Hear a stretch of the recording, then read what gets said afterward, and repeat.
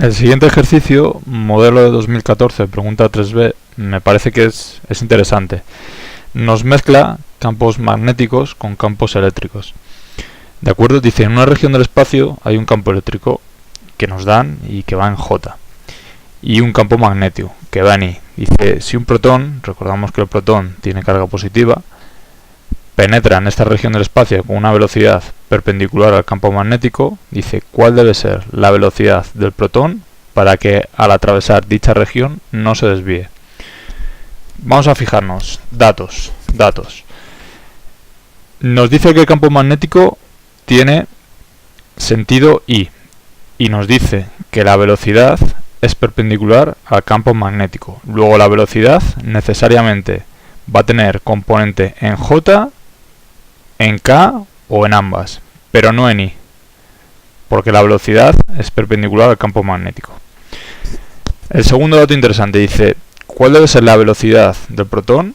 Nos pregunta por esa velocidad que tiene componente en J o en K, para que al atravesar esa región no se desvíe. Que no se desvíe tiene varias implicaciones, porque si yo tengo un campo eléctrico, en esta región y la carga del protón es esta, es positiva, entonces necesariamente va a existir una fuerza eléctrica. La fuerza eléctrica va a ser la carga del protón multiplicado por este campo eléctrico. Para que el protón no se desvíe, pues va a tener que existir una fuerza magnética que compense a la fuerza eléctrica que aparece debido a este campo eléctrico. ¿De acuerdo?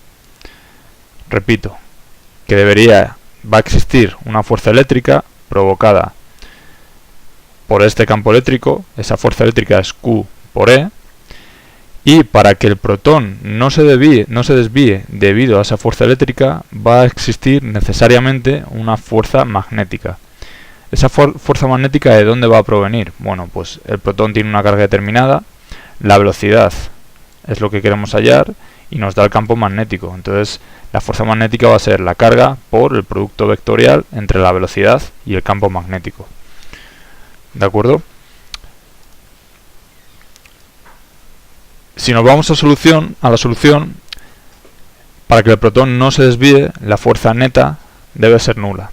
O dicho de otra manera, la fuerza magnética tiene que ser igual a la fuerza eléctrica, tiene que tener el mismo módulo, pero diferente sentido. ¿Cómo expresamos en esta fórmula diferente sentido? Añadiendo un signo menos. En módulo, estas dos cantidades deben ser iguales, la fuerza magnética en módulo debe ser igual a la fuerza eléctrica en módulo, y en vectores, para indicar que tienen distinto sentido, diferente sentido o sentido contrario, añadimos este signo menos. ¿De acuerdo? Vale, la fuerza magnética ya hemos dicho que es la carga, el valor de la carga, por el producto vectorial entre la velocidad y el campo magnético. Y que esto es igual, en este caso, este símbolo menos lo arrastramos aquí, a menos la fuerza eléctrica. La fuerza eléctrica es la carga por el campo eléctrico. De acuerdo. Estas dos cargas se nos van a ir. Están a ambos lados de la ecuación. Entonces esta carga, que señalo aquí ahora, se me va con esta otra carga. ¿De acuerdo? El campo eléctrico es conocido y nos lo da el enunciado. Sería este. Y finalmente nos quedaría ver el producto vectorial entre la velocidad y el campo magnético. Vale, pues hacemos el determinante. Ya hemos dicho que la velocidad, al ser perpendicular al campo magnético, necesariamente va a tener componente en J, componente en K, pero no va a tener componente en I, por ser perpendicular al campo magnético. Y el campo magnético tiene componente en menos I. Vale. Resolvemos este determinante y nos queda que a la izquierda de la ecuación tenemos una componente en J y una componente en K. Sin embargo, a la derecha de la ecuación, donde teníamos el campo eléctrico, solamente tenemos una componente en J. ¿Qué implica esto? Esto podríamos leerlo de otra manera. Podríamos decir que esto es menos 4 por 10 elevado a 3 J más 0K. Por lo tanto, ese 0K tendríamos que coger las componentes en K, es decir, 0,5 por V sub I sería igual a 0, porque aquí la componente a la derecha de la ecuación, la componente en K es 0.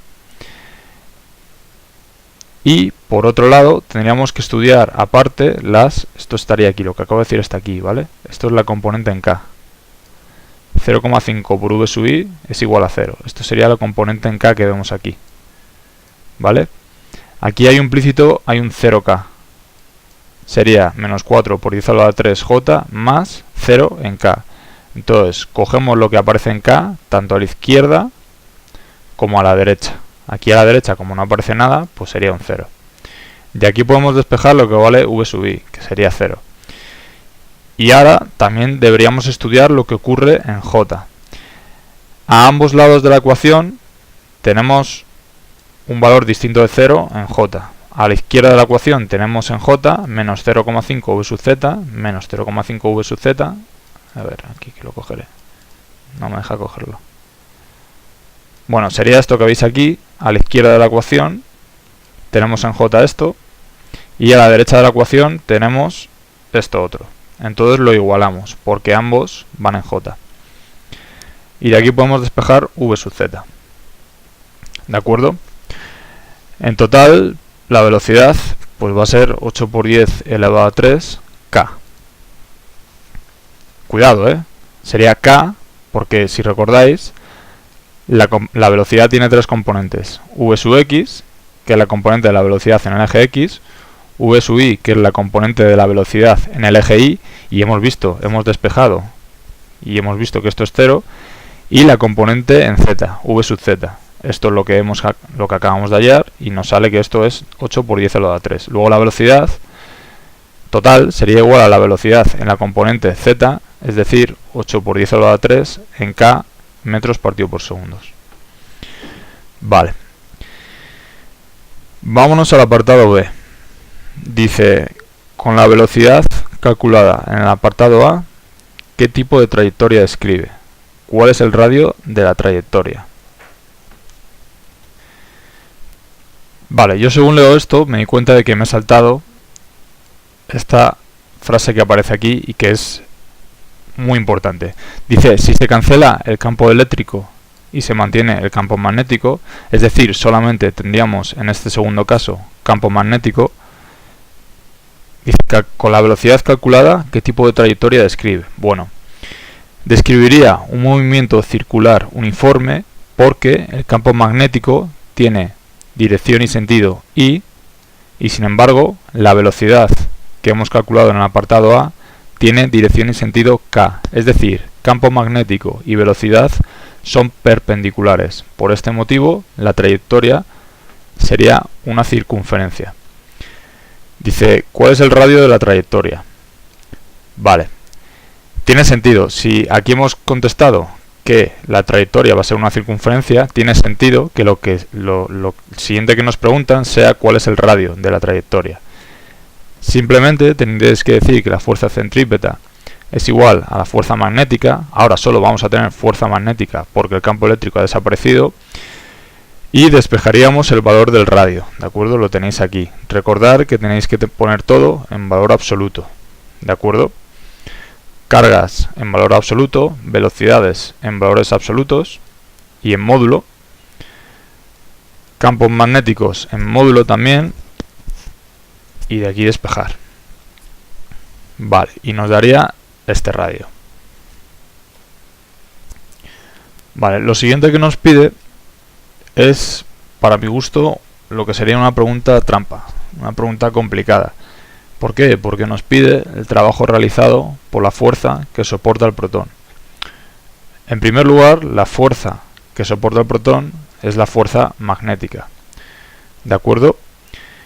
Y según, como sabemos que está realizando una trayectoria circular el protón, pues la fuerza magnética, que va a ser igual a la fuerza centrípeta, va a tener esta forma, va a ir hacia adentro, hacia el centro del radio de curvatura. Este radio lo acabamos de hallar. Entonces, si os fijáis, en todo momento el protón va a seguir o va a tener una velocidad lineal que es perpendicular a la circunferencia que está trazando. El trabajo es fuerza por desplazamiento. ¿Qué tipo de producto es? Es un producto escalar entre la fuerza, entre el vector fuerza y el vector desplazamiento. ¿Qué ocurre? Que en este caso la fuerza y el vector desplazamiento formarían 90 grados. ¿Por qué? Porque el vector desplazamiento coincide con el vector velocidad. Entonces, en todo momento, la fuerza magnética y el vector desplazamiento, repito que trabajo es igual a fuerza por desplazamiento, formarían un ángulo de 90 grados. Y si recordáis, un producto escalar de dos vectores es el módulo del primer vector por el módulo del segundo vector por el coseno del ángulo que forman. El coseno de 90 grados sería 0. Por tanto, el trabajo que realiza el protón debido a la fuerza magnética, todo esto sería 0. En la solución, bueno, lo explica, yo lo entiendo como lo explica, pero quizás es un poco más escueto el razonamiento que hace. Dice, el trabajo realizado por el campo magnético es nulo. Vale. Dice, ya que la fuerza magnética es siempre perpendicular a la trayectoria circular. ¿De acuerdo? Viendo este dibujito, veis que la trayectoria es circular y en el punto de tangencia, el vector de desplazamiento, pues tendría el mismo sentido que la velocidad lineal, ¿no? Entonces, el ángulo que forman en todo momento va a ser 90 grados. Y repito, como el trabajo es el producto escalar entre dos vectores, uno de ellos fuerza y el otro de ellos el vector desplazamiento, pues esto sería igual al módulo de la fuerza magnética por el módulo del vector desplazamiento por el coseno del ángulo que forman. Como el coseno es 90 grados, el trabajo que está haciendo el protón asociado a la fuerza magnética sería 0. Vale, este era complicado para mi gusto, ¿eh? No es sencillo. Lo último sí que me parece más sencillito, ¿no? Y lo que te pide directamente es la energía cinética con la que el protón describe esa trayectoria. La energía cinética ya sabéis que es un medio de la masa por la velocidad al cuadrado. Si os fijáis, nos están dando la masa del protón. La velocidad la hemos hallado ya aquí, en el apartado A. Así que simplemente tendríamos que sustituir en la fórmula. Si sustituimos a la fórmula, pues nos da la energía cinética del protón.